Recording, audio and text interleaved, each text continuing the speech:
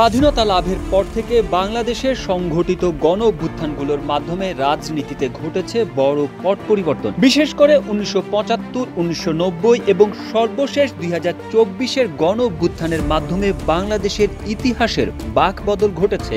তবে এসব অভ্যুত্থানে রাজনৈতিক দল হিসেবে দৃশ্যত লাভবান হয়েছে বিএনপি, এমন একটি প্রতিবেদন প্রকাশ করেছে বৈশ্বিক গণমাধ্যম বিবিসি।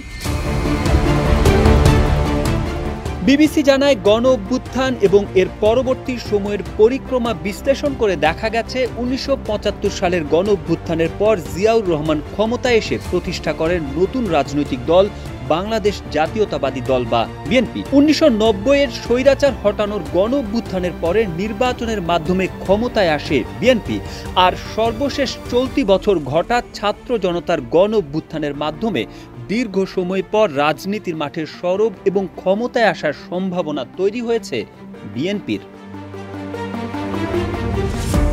মোটা দাগে প্রথম দুটি গণ অভ্যুত্থানে রাজনৈতিক শূন্যতার সুবিধা পেয়েছিল বিএনপি। প্রতিটি গণ অভ্যুত্থানে আওয়ামী লীগ অত্যন্ত নেতিবাচক রূপে ধরা দিয়েছিল সাধারণ মানুষের কাছে, ফলে নতুন রূপে ফিরে আসার সুযোগ পেয়েছিল বিএনপি। জনবিদ্রোহ বা জনরোষের ফলে যে সরকার পরিবর্তন হয়েছে সেটা রাজনৈতিক ফসল বিএনপি ঘরে তুলেছিল। কেউ না বুঝলেও আমরা আপনার প্রয়োজন বুঝি, আর তাই তো অত্যাধুনিক ফিচার সম্বলিত বিভিন্ন সাইজ আর কালারের 250-টিরও বেশি ডিজাইন অপশন নিয়ে ওয়ালটন স্মার্ট ফ্রিজ বোঝে আপনার প্রয়োজন। ইতিহাস পর্যালোচনা করে দেখা গেছে 1975 সালের আগে বাকশালকে কেন্দ্র করে জনসাধারণের মনে মারাত্মক রাজনৈতিক অসন্তোষ বিরাজ করছিল।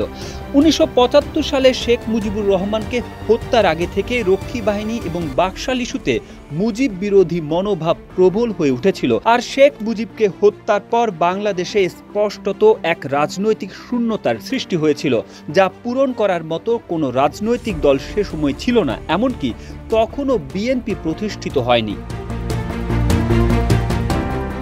শেখ মুজিবের পর ক্ষমতার কেন্দ্রবিন্দুতে বসেন খন্দকার মোশতাক আহমেদ, যিনি আওয়ামী লীগেরই নেতা ছিলেন। 1975 সালের 3রা নভেম্বর মেজর জেনারেল খালেদ মোশাররফের নেতৃত্বে বিদ্রোহ হয়। সংকটের শুরু জিয়াউর রহমানকে গৃহবন্দী করে ব্রিগেডিয়ার জেনারেল খালেদ মোশাররফের অভ্যুত্থানের মাধ্যমে। তবে জিয়াউর রহমানের সমর্থনে সামরিক বাহিনীর সদস্য ও সাধারণ মানুষ পথে নেমে এসেছিল। 7ই নভেম্বর দেশের বিভিন্ন সেনা ছাউনি থেকে সৈন্যরা ঢাকা এসে পৌঁছায় এবং তাদের সাথে স্বতঃস্ফূর্তভাবে হাজার হাজার জনতা যোগ দেয়। এই অভ্যুত্থানের নেতৃত্বে ছিলেন তৎকালীন সাবেক সেনা কর্মকর্তা ও জাসদ নেতা কর্নেল আবু তাহের। প্রধানত তার পরিকল্পনায় জাসদের বিপ্লবী সৈনিক সংস্থা এই অভ্যুত্থানের নেতৃত্ব দেয়। এই অভ্যুত্থানের মাধ্যমে জিয়াউর রহমান চলে আসেন ক্ষমতার কেন্দ্রবিন্দুতে। 1 বছর পর জিয়াউর রহমানের হাতে প্রধান সামরিক আইন প্রশাসকের দায়িত্ব দেওয়া হয় এবং এর 5 মাসের মাথায় রাষ্ট্রপতির দায়িত্ব গ্রহণ করেন তিনি। এরপরই প্রতিষ্ঠিত হয় বাংলাদেশ জাতীয়তাবাদী দল বিএনপি। অন্যদিকে 1980-র দশক থেকে সামরিক শাসক এইচ.এম. এরশাদ ক্ষমতা থেকে সরানোর জন্য আওয়ামী লীগ ও বিএনপি আন্দোলন করছিল। সে সময় অন্যান্য রাজনৈতিক দলও তাদের সাথে যোগ দিয়েছিল। 1990 সালের তুমুল আন্দোলনের মুখে এরশাদ পতনের পর 1991 সালের নির্বাচনে দেখা গেল ক্ষমতায় এসেছে খালেদা জিয়ার নেতৃত্বাধীন বিএনপি। এরশাদ শাসন আমলে 1986 সালের নির্বাচনে অংশ নেওয়ায় আওয়ামী লীগ জনগণের থেকে আরও দূরে সরে গিয়েছিল, কেননা সব বড় রাজনৈতিক দল স্বৈরাচার সরকারের আমলে কোনো নির্বাচনে অংশ না নেবার সিদ্ধান্ত নিয়েছিল।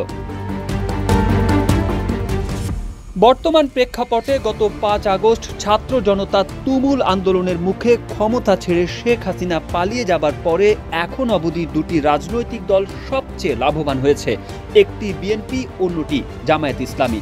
শেখ হাসিনা পালানোর পরে রাজনীতির মাঠে আওয়ামী লীগ শূন্য হয়ে গেছে। এদিকে শেখ হাসিনা পালানোর পরপরই দীর্ঘদিন বন্দী থাকা বিএনপি নেতা খালেদা জিয়াকে মুক্তির আদেশে স্বাক্ষর করেন রাষ্ট্রপতি। বিএনপির অনেক নেতাকর্মী মুক্তি লাভ করেন, অনেকে পান মামলা থেকে অব্যাহতি। লন্ডনে অবস্থানরত বিএনপি নেতা তারেক রহমানের বক্তব্য বিবৃতি শেখ হাসিনার শাসনামলে বাংলাদেশে গণমাধ্যমে প্রচার করা নিষিদ্ধ ছিল, কিন্তু আওয়ামী লীগ সরকারের পতনের পর থেকে সংবাদপত্র এবং টেলিভিশনে তারেক রহমানের বক্তব্য প্রচারিত হচ্ছে। মাঠ পর্যায়ে বিএনপি নেতাকর্মীদের এখন আর পালিয়ে বেড়াতে হচ্ছে না। এসব কিছু বিএনপিকে তাৎক্ষণিকভাবে রাজনৈতিক সুবিধা দিয়েছে। বিশ্লেষকরা মনে করছেন, বিএনপি এবং আওয়ামী লীগের বাইরে যদি আরেকটি কার্যকরী শক্তি থাকত তাহলে বিএনপি হয়তো এই সুবিধা পেত না। তারা বলছেন, বিএনপিকে চ্যালেঞ্জ করার মতো নতুন কোনো শক্তি আবির্ভূত হলে পরিস্থিতি কোন দিকে যাবে সেটি এখনই বলা মুশকিল।